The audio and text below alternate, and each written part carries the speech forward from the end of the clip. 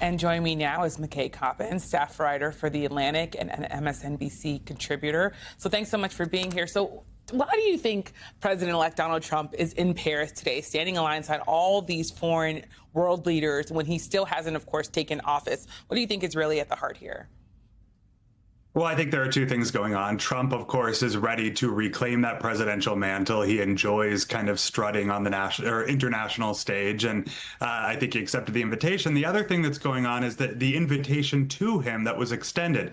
European leaders are very afraid about what a second Trump term will look like. I've done a lot of reporting. I've talked to a lot of European diplomats and elected officials, and all of them have said in the lead up to this election that if Trump comes back, there is going to need to be a major charm offensive, at least in the near term, to try to get him on Europe's side. They're afraid of what he'll do with tariffs. They're afraid of what he'll do with NATO.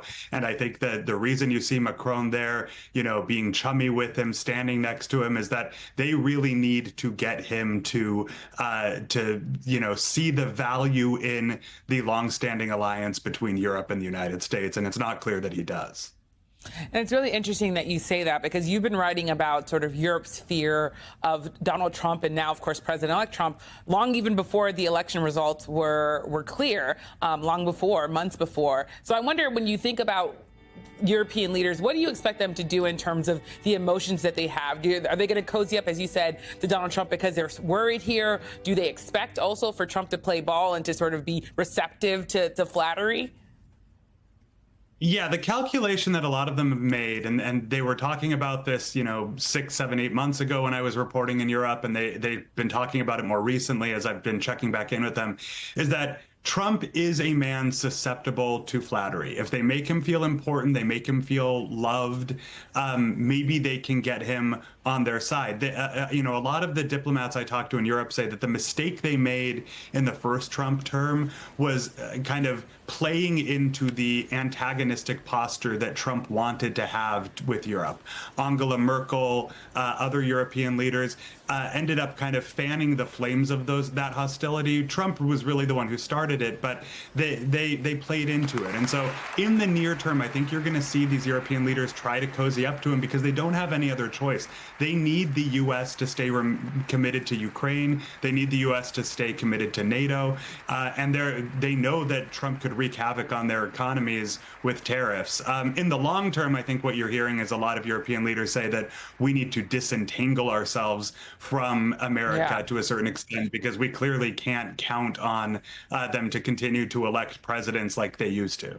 Yeah, and you bring up Ukraine. How significant do you think it is that Volodymyr Zelensky joined that meeting with Trump and Emmanuel Macron?